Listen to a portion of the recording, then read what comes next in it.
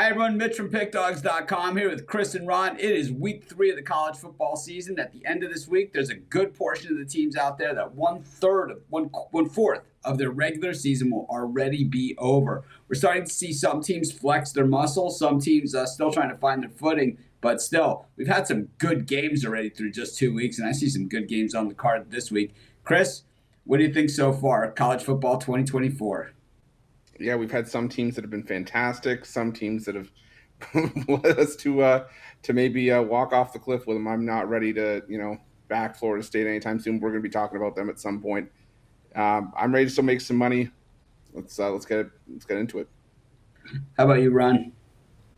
Yeah, looking at this card for week 3, normally I'm looking at a lot of underdogs in college football, but I seem like I like the chalk a lot this week. I'm looking at a lot of favorites, so it'll be interesting to see what you guys think, but at least the first half of the card, a little favorite heavy for me. Well, we're going to get right into it. Let's get started. For our first game on the slate, we head to the Little Apple as Kansas State takes on Arizona. We got two teams that are pretty decent this season, but two teams yet to cover a point spread, which of course is all we care about. But someone's O has got to go. That is, unless we get a push. Chris, we're looking at a push or just tush push, or what exactly are we looking at here in Manhattan? I think this is I don't know about tush push, but I do think that this is going to be a tough test for Arizona. The defense just hasn't been there, and then when the defense was there against Northern Arizona last week, only put up 22 points. It's going to be obviously a lot tighter of a point spread this week, but I just think going to Manhattan, it's going to be a tough trek for Arizona here. I'm still high on Noah Fafita and Tedero McMillan, but I think Kansas State wins this one by 10 points. I'm going to lay the points with the Wildcats in this one. Yeah, I have to agree. It's just been inconsistent performances from Arizona. Like Chris mentioned, the defense struggling week 1, giving up 30 first downs to a not-so-great New Mexico team. And then the offense really, they were down at halftime against Northern Arizona. They were a 36.5-point favorite, didn't even come close to scoring 36.5 points. So I worry about that in this game on the road, the first real test of the season. K-State, while the game against Tulane wasn't the sharpest, still was a win on the road against a tough program. I like K-State to win this one and cover the number. I'll take the other side. I'll go with Arizona in this one. I just think that Avery Johnson a little bit overrated here, and I think that Kansas State is as well. I think we saw Tulane, probably let Kansas State off the hook in that game. I think they had them dead to rights for the outright and kind of let it get away from them. I just think in this one, Arizona will probably open up the physical side of the game. I think they keep it close enough. I'll take the points with Arizona. For our next game, we head to Madison, Wisconsin, Camp Randall Stadium, where the Wisconsin Badgers take on Alabama. Big Ten versus SEC matchup. Last week we saw a big one at the same time slot with the SEC taking on the Big Ten, with the SEC being the road team. It was one ugly, ugly game. Ron, do you think this game is any better than that one? I don't think so. I think Alabama runs away with this one. When you look at Wisconsin's first performance against Western Michigan, it was actually a pretty close game. WMU covered the number, and I was wondering, is it because of Western Michigan's a better team this year, or is it because of Wisconsin's struggles? Then you look at Western Michigan getting crushed against Ohio State. I worry about Wisconsin right now. This offense under Van Dyke at quarterback, I haven't really liked what I've seen so far. The defense is always going to be strong with Wisconsin, but against Alabama, this offense looks super potent to start the year. They're not missing a beat. I think Alabama runs up the score in this one. They're laying more than 2 touchdowns on the road. Not easy to cover at that kind of number, but I think they do. I'm with you here on the Tide. I think this one could get way ugly in a hurry. I just do not see anything here that Wisconsin has that's going to hold off that Alabama heat that they're going to put on the quarterback, and I don't see anything on the other side of the ball that's going to stop this Alabama offense. I think that's probably where Wisconsin has a better chance to at least keep it competitive for a little while, but only for a little while. Eventually, it's not gonna be bend don't break. It's gonna be break. I'm gonna take Alabama. Yeah, we're gonna have to sweep it on this one. I like Alabama as well. That game against USF was a little bit closer than that final score would suggest, but I think this is a great spot for Alabama to really make a statement. Wisconsin, not an easy place to go on the road and win for certain teams, but this is a really talented Alabama team that I think is going to want to show up in this one, like you guys have said. So I'm going to go with Alabama laying the big number here. Next up, we head to Columbia, where South Carolina takes on LSU. South Carolina, of course, very impressive in that beatdown of Kentucky in Lexington last week. LSU, of course, has looked fairly strong, had that tough game against USC, ended up on the wrong side of the coin on a game that I thought that they had won, to be honest with you. I don't know, Chris, something we've been asking, for a while. Can LSU beat the Cox?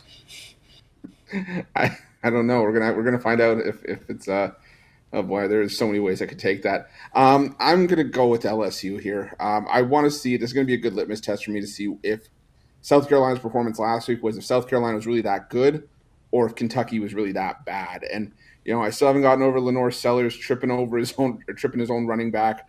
I think that South Carolina could be in trouble here. Like you said, LSU probably could have stood for a better result in that game against USC. But I think they get the job done on the road here. I'm going to take LSU. I'm going to lay the touchdown. I got to agree. I think because of recent results, you're going to hear me say this a lot probably for this show.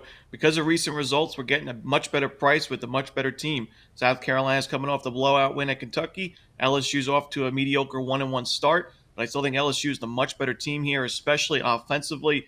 South Carolina, give them credit for that blowout win, but they still only put up 13 first downs and 250 total yards. They haven't been able to run the football, and the offensive line's not looking great. Laying just a touchdown here on the road, I'll take it with LSU.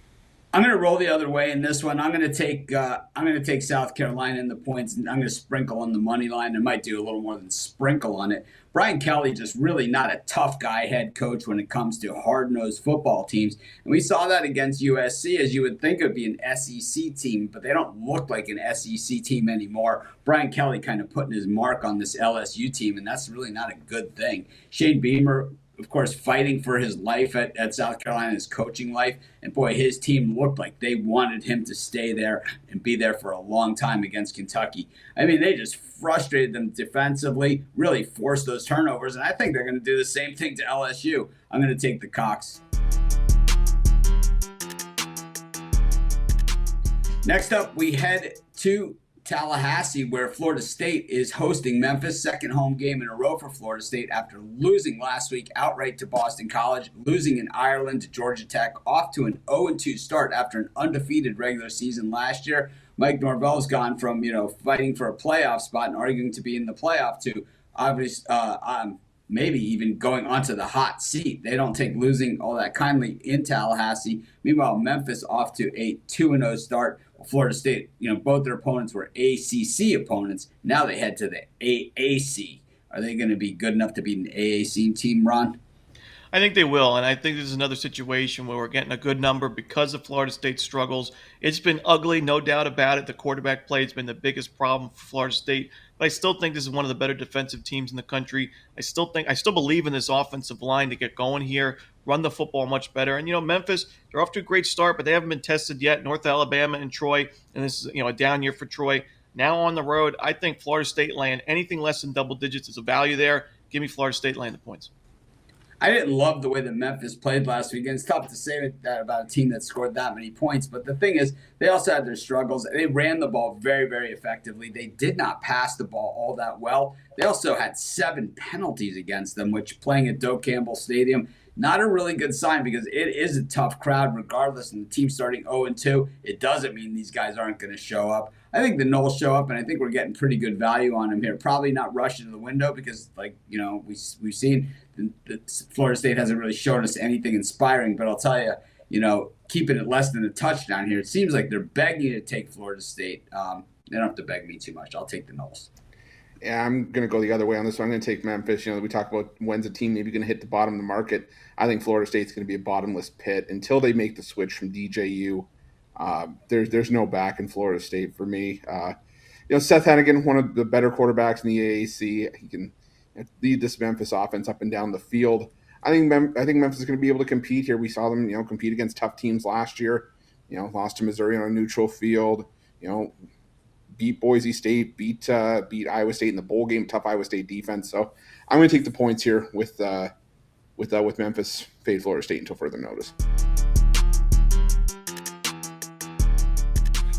Next up, we head to Missouri, where the Tigers take on the Boston College Eagles in a battle of unbeaten teams. And I'll tell you, Boston College already, starting to get the Callahan effect there in the right direction. While Missouri, it's been a work in progress under one of our very favorite coaches there. So, I think that Drinkowitz, we're starting to see what he built before he got to Mizzou translating to an SEC level type team. When I look at this game, though, I think that one thing about, Boston College and Callahan, what he's done, you have to remember, he's a builder. He's a fixer. He went into Penn State when things were at their lowest and started to get that program going in the right direction. He went to, after that, he went to the Texans. He got that team going into the right direction. And I think here at Boston College, we've already seen that in the Florida State game. And then against Duquesne and a team that they should have taken care of business, those are the teams, you shut them out and beat them 56-0. It was not like any kind of scare or anything like that. And I think here at Missouri, Luther Burden, a guy that we followed here at Pick Dog since the very beginning, and we've seen the evolution of Luther Burden, being, a top 5 recruit out of high school, becoming a player where he realizes that his skill set, the things that he was able to beat players with in high school wasn't good enough. And then his second year, starting to see him put on those skills and follow the game plan now. And now he is, one of the premier receivers in college football. I think he's great. I think Missouri's program is great. I think Drinkwitz is great. I think the problem we have here is we got a 16.5 point spread in a game that's probably going to be pretty low scoring. I think Boston College is going to try and hold on to the football and play conservative. I like Boston College plus the points. Chris? Yeah, I think it's going to be low scoring, but I think it's just going to be low scoring on one side. I'm going to take Missouri here. I know that, they haven't played anybody. They played Murray State and they've played Buffalo. But this is a Missouri team that's even better than what was a really good Missouri team last year. And I think that they're just heads and shoulders the better team here. I think Boston College is going to be a team that you have to keep an eye on this year for sure in the ACC. But again, I just think there's just too much weight being put on that win over Florida State, which is starting to look, less and less impressive. It looked great at the time, but as we're starting to see Florida State falter, it's maybe taking a little bit of the shine off of that. I think Missouri wins this one by 3 scores at home. I'm going to lay the points with Missouri. Yeah, I got to agree, Chris. I think that, it's a Boston College start very impressive, and I understand why they're in the top 25 rankings right now, but I still don't consider this team a top 25 team in the nation. Mizzou, though, I do think is one of the best teams in the country on both ends of the ball. This is a really tough spot, and I think that Missouri wins this game by 3 touchdowns plus.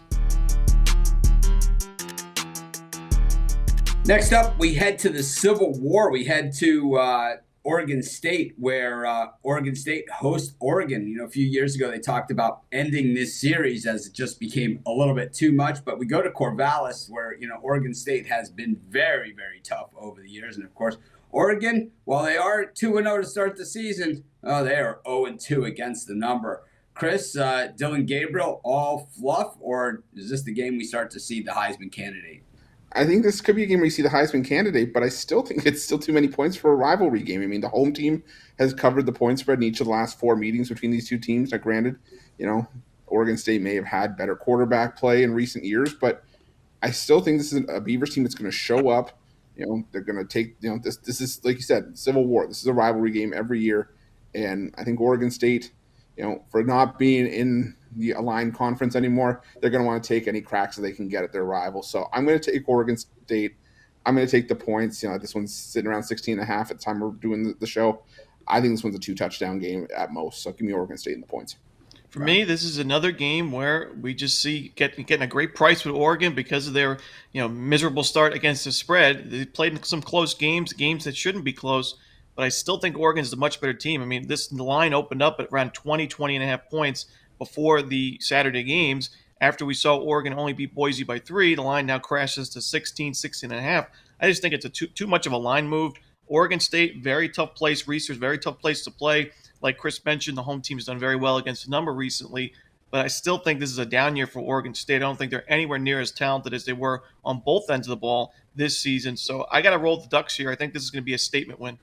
For me, I'm going to go with Oregon State here at home in Corvallis. They've been very, very tough, and I expect it to be an absolute carnival-type scene there. I think it's going to just be a nuts crowd for this game. With the Pac-12 being disbanded, with Oregon going to the Big Ten, with Oregon State being majorly disrespected. I think they're ready to show everyone that they should very much be respected. The Ducks have not looked very good this season. They've been at home against somewhat lesser competition than what they face here. And I think this is a great opportunity for Oregon State to really make a mark. And I think there's no one they'd rather make it against than their bitter rivals. I'll take the points with Oregon State. I'll also lay the money line as well.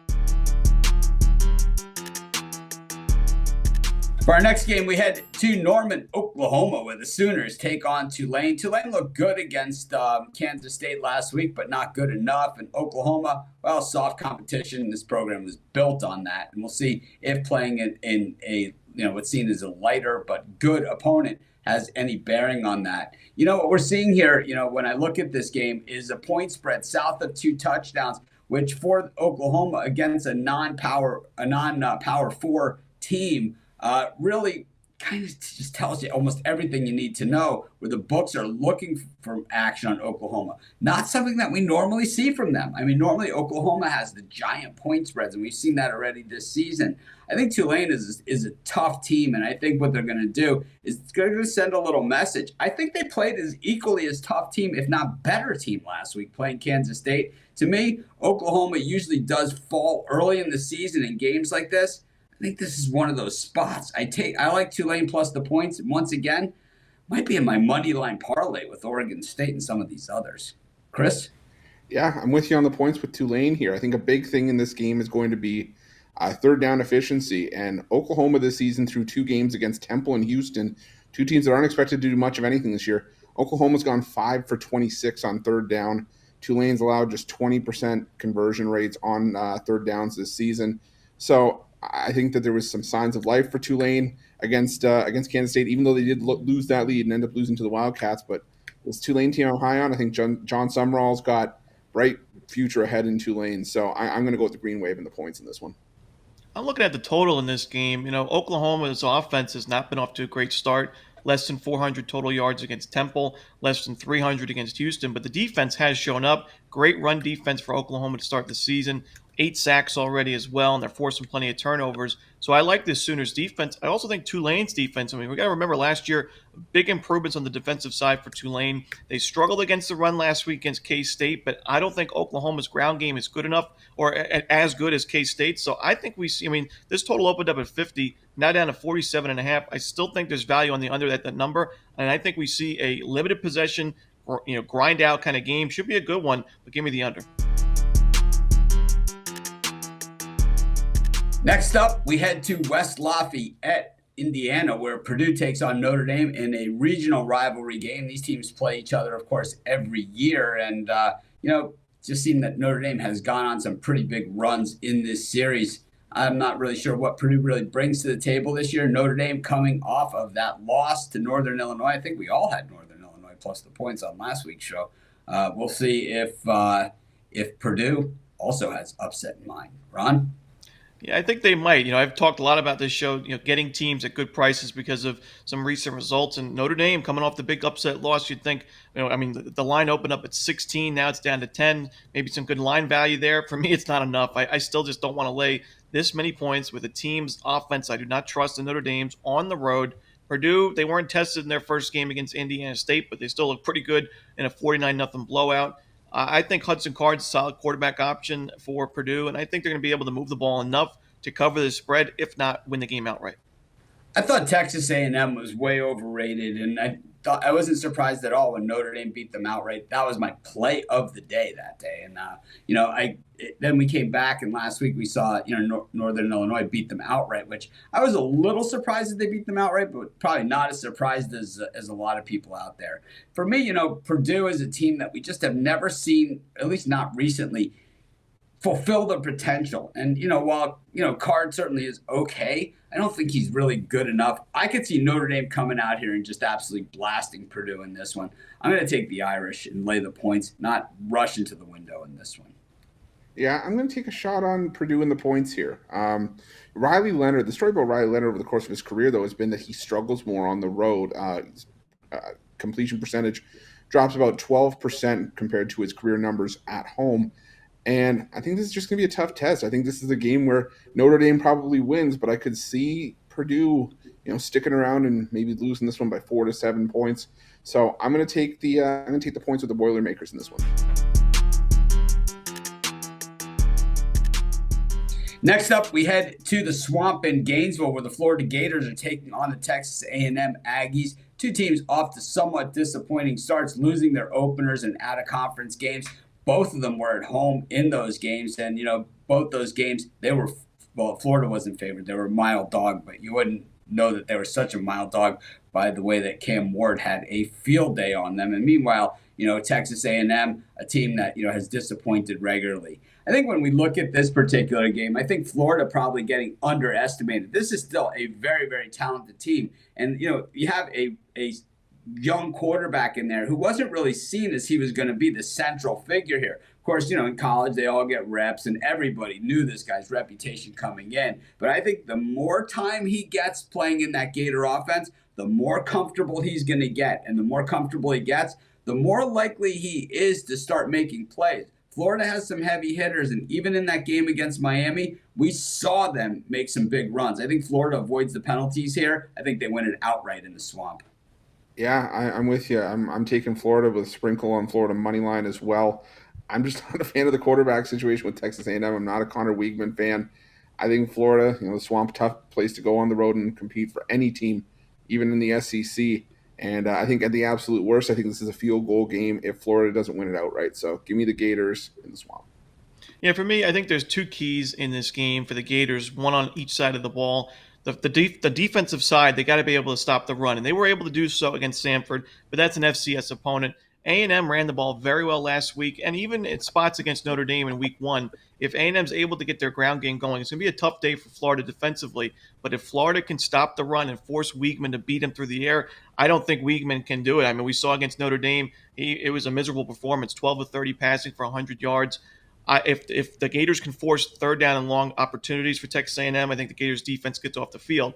On the offensive side of things, Graham Mertz is rumored to be – it's going to be a 2 QB system, Billy Napier says this week. I think the less of Mertz we see, the better for the Gators. Lagway has just injected a lot of life into this team. We saw it last week, and I think he is the better quarterback option going forward. But it's nice to see it's not just going to be a Mertz only offense for the Gators. If he does start to struggle like we saw against Miami, if Lagway goes right in, I think it's going to help the Gators offense. I think they're getting too many points here at home, so I'm going to take the Gators plus the points.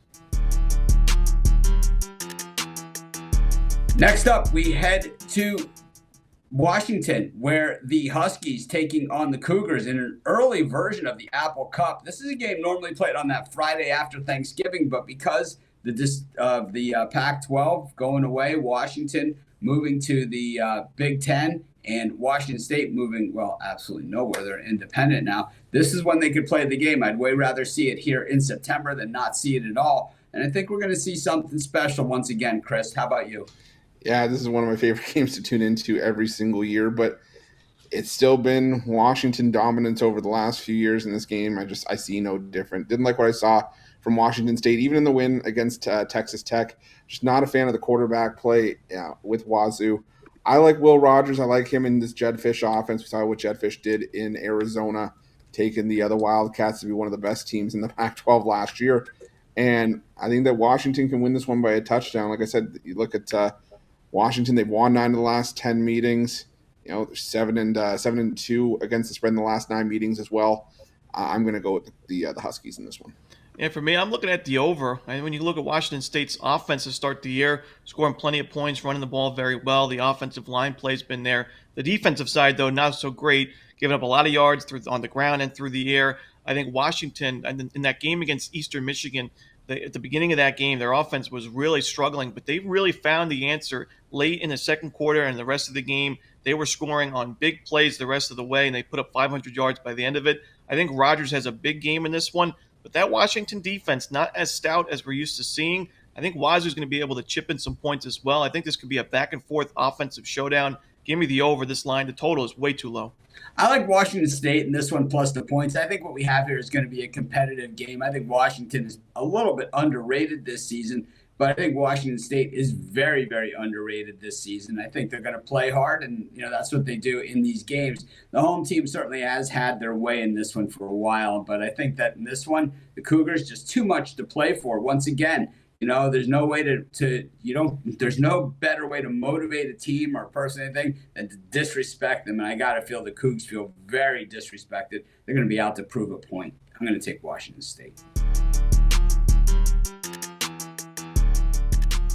Next up, we head to Pittsburgh, where the backyard brawl is being held as the Pitt Panthers take on West Virginia. Pitt off to a 2-0 start, even though they have really not looked all that great out in the field. Meanwhile, West Virginia 1-1. In our video that day, for week one, I think we were all a little hopeful on West Virginia's chances of at least covering the spread against Penn State. I wish I could have that one back, because I'll tell you what, man, I would be on the other side all day and all night after seeing that performance. Chris, do you think the Mountaineers fare any better here against the Panthers? Well, we'd have to hope. I mean, Pittsburgh's defense hasn't been very good, like you said. I mean, 27 points, having to rally against Cincinnati, even giving up 24 to one of the worst teams in the MAC last season, probably one of the worst in this season as well. But I'm going to go with the over here. Despite those, those matchups, Pitt still solid offensively, and now they're going against the 106th ranked overall defense of the Mountaineers. West Virginia 108th in passing yards allowed through 2 games. Eli Holstein's been outstanding, 638 passing yards so far. So I think that Holstein can definitely put up some points against this West Virginia defense. But West Virginia, they got Garrett Green; he's still solid as well. And I think that West Virginia's going to be able to put up some points. They did some damage against Albany, and I think they put up enough to help get us up and over this total. I'm taking the over between West Virginia and Pitt. Yeah, I agree on the over. I think it's definitely worth a play, but I also think West Virginia wins this game. I just think they run all over Pittsburgh in this one. West Virginia has a great running offense. Wasn't great against Penn State, but I think against Pittsburgh's defense, like Chris mentioned, gave up 24 to Kent State, who just lost to an FCS opponent, and 450 total yards against Cincinnati, another team I'm not really big on this year offensively. Those are concerns for me. I think Pittsburgh can, because of their pace of play offensively and their up-tempo style, they'll be able to chip in some points, but I also think it's going to give West Virginia a lot of opportunities on the other end. So give me the over, West Virginia team total over, and West Virginia. Yeah, I got so little faith in West Virginia right now. I just really did not like the way they looked, and I got to believe that in a game like this, where these rivalry games, you kind of throw point spreads, you kind of throw everything out the window. I'm going to roll with the home team in this one. I just think, we have a rivalry Saturday in September, just not something that we're used to seeing, especially early September like this. And I think in this particular game, I think we see Pitt leave it all out on the field. I'm going to take Pitt in this one. Albany puts 14 points on you. I'm sure Pitt could get a couple up there as well. Next up, we head to Wake, where Wake Forest takes on Ole Miss. On Tobacco Road, 3 teams this year. I'm not sure if any of them are going to be any good. And then, Ole Miss, coming in, putting up big points early this season. I just think that, is this what we're going to see from Ole Miss, or it's just, they've just hit the right spots? Might be a little bit of each. Wake Forest, absolute meltdown last week. Ron? Yeah, it was a meltdown. And we know about Lane Kiffin. He will not take his foot off the pedal. And we've seen that the first 2 games for the Rebels. I think we see it again here. I just think Ole Miss just the much better team on both ends of the ball, especially offensively. I don't think they have any issues on the offensive side at all in this game. Wake Forest, Bachmeier's an experienced QB. The offense looks solid so far this season, but against this Rebels defense, I don't think it's going to be enough. So give me Ole Miss by 25 plus. I've taken a lot of dogs today, and I like a lot of dogs, and, we are pick dogs, but I'll tell you one thing, what I hate is losing, and I think this is one of those ones where, I could see Ole Miss absolutely steamrolling Wake, and I'm going to talk about Georgia versus Clemson, third and fourth quarter type of stuff going on in this game, but I think it just starts a little earlier. I just think Ole Miss is too big and too physical, and if you're getting shredded by Virginia in the second half, oh, man, you're going to get shredded in the first half by Ole Miss. I'm taking Ole Miss. Go with the Rebels. Lay the big number. Chris? Yeah, Mitch, you talk about Georgia, Clemson, third and fourth quarter. I'll talk about the Clemson App State first half. First quarter, they were 35-0. I wouldn't be surprised if Ole Miss didn't do something similar here. Jackson Dart looks to be trying to pad his stats for a Heisman run. I just think this one's all Ole Miss all day. they could be up 50 at halftime. This one's going to get out of hand. I'm on Ole Miss by a landslide here. Next up, we go to the game between Georgia and Kentucky. This is an interesting one because Kentucky, beaten up last week, looked absolutely terrible. And of course, their quarterback used to play at Georgia, and now you can see why he doesn't play at Georgia, because he certainly didn't look like a Georgia quarterback, or really even a Division I quarterback last week against South Carolina. But, the Dogs have looked pretty tough in their opener, and then last week did not cover the spread. But the thing is that, oh man, upsets in the SEC early in the season like this just really are not that uncommon. And when you see a team like Kentucky, who kind of is a wounded animal after that game against South Carolina, they handed South Carolina that game. I mean, fumbling time and time again. They just never got the ball rolling. I think Kentucky's a better team than what we saw, and we know Georgia is what Georgia is. They're an absolute beast, but this is an SEC road game. I'm going to take 2 touchdowns and a field goal and take the Cats. Chris? Yeah, I'm going to take the under in this one. I really didn't like what I saw from Kentucky last week, and we all know what this Georgia defense can do, but there were also a couple times early on last year where Georgia maybe got caught playing with their food a little bit and just, didn't really take it all that seriously. And it goes back to that 24-14 win over South Carolina, 27-20 against Auburn. I could see a low-scoring game here, like a 31-6 kind of game, or something along those lines. But I don't think we're getting up and over this total. I think Kentucky struggles offensively once again, and I think Georgia just wants to go into the bye week with their sights set on Alabama the next week. So give me the under in this one. Yeah, I'm going to take the points with Kentucky. There's no doubting that they really struggled last week, but I still think the defense is good enough here. And we saw it last year, Kentucky at Georgia, absolute blowout for Georgia. But a couple of years back, even though Kentucky had Will Levis, that 2022 Kentucky team wasn't great. They lost in their bowl game by 21 points, and they still made it a very interesting game against Georgia, the national champions who went undefeated. It was a 16-6 final score in favor of Georgia in that one. I don't know if it's going to be that close this year, but I still think Kentucky's getting way too many points at home. I'll take the points with the Cats. Next up, we head to a Big Ten battle, and it feels weird saying that still with these teams new in the Big Ten. And that's UCLA, who's hosting Indiana. Just kind of a weird matchup, right? I mean, can you imagine deeper into the season with Indiana traveling to Southern California? What a great day that would be for them. But the thing is, heading into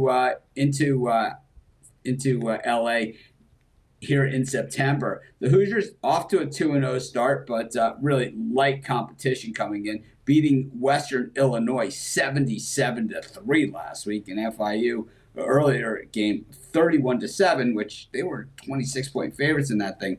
UCLA a week off after playing Hawaii. Chris, what do you think?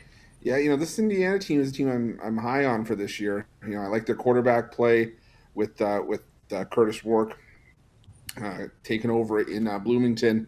And even though this is their Big Ten opener on the road at UCLA, I'm not overly high on this UCLA team. I think Indiana laying 3 on the road, I think tells you everything you need to know. I think Indiana's just the better team, and I think they get this job done, win this one by a touchdown. So I'm going to take Indiana. I'm going to lay the points in this one. Yeah, for me, I just think this is one of the biggest coaching mismatches in all of college football this week. I think Indiana with Kurt Cignetti, who had such great success at JMU, it's not easy taking a team from the FCS level to the FBS in general, and especially when that team goes on to be such a great powerhouse the first couple of years. You bring a lot of those guys over to Indiana. They've played very well so far on both ends of the ball. They're running the ball very well. Offensive line play has been some of the best in college football. You got UCLA, who had a pretty lackluster performance against Hawaii. Now, that was on the road. It's never easy going to Hawaii, and you have the bye week now. I still don't love this UCLA offense. I think Indiana wins this game, and we're laying up right around a field goal right now. I think that's a great price with the Hoosiers. UCLA is one of those programs that is always underestimated as to just how much talent that they have on the field. And I just think that in this case, I think they are the more talented team. I understand the changes that are going on at Indiana, but at the end of the day, it's still Indiana. I'm going to roll with the UCLA Bruins in this one. In the Hoosiers, probably as close as they get to the Rose Bowl in a while. For our final game that we're going to cover on today's show, we're going to head to Colorado State, where Colorado State Rams taking on the Colorado Buffalo. It was a huge line last year and a super tight game. It came right down to the wire. Of course, some of the key players in that game are gone, but some of the key players from that game for the Colorado side are back. Ron, what do you think? For me, I just can't lay this many points with a team on the road that can't run the football consistently and can't stop the run consistently. We saw Nebraska absolutely dominate that first half. They took their foot off the pedal in the second half, that's for sure. But I still think it was clear that it was just an outmatched game for Colorado. Now, I still think that Colorado can find a way to win this game, similar to what they did against North Dakota State. That was a 5-point final score. Colorado State's still got some talented players offensively. Fowler Nicolosi at the quarterback position can definitely. I mean, he played well in last year's game. I think this is going to be a close one, a very exciting game. I'll take the points with the Rams. I'll take the points with the Rams as well, sprinkle a little on the money line. I think they saw last year the strategy that they needed to play to stay in it and at least keep pace. And I think they do the same thing here. I think getting pressure on Shedeur Sanders this year as easy as it was last year. And I think that, on the defensive side, Colorado has very few answers up front in the trenches. And, without that, they could be playing a Mountain West team. They're just lucky they're not playing Boise because they would lose by 30 or 40 points. I think Colorado is one of the worst 5 programs in the country, or at least worst 10. And I think they get wrecked in this one. I'm going to take Colorado State. Yeah, I'm going to take Colorado State as well, points and money line. I don't like to look for Colorado when Deion Sanders throws a bunch of his guys under the bus. And I think that's going to start causing some problems. You start to see Travis Hunter upset on the sidelines in some spots. And this is a Colorado State offense that still has, like Ron mentioned, Fowler Nicolosi. They still got Torrey Horton back as well. And I think this is going to be a heavyweight fight. It's going to be blow for blow, back and forth.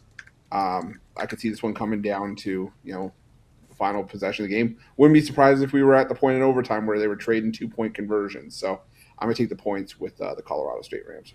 Well, that wraps up our week 3 college football 2024 card. Hard to believe that, here we are just really the second weekend in September and we're a quarter of the way through the season, but we still got the best and biggest ahead of us. Plus, of course, that 12-team college football playoff. And, we're already starting to see some of these races show up. We're also starting to see where some of those experts out there just weren't even close, as Florida State was ranked 10th by this magazine heading into the season.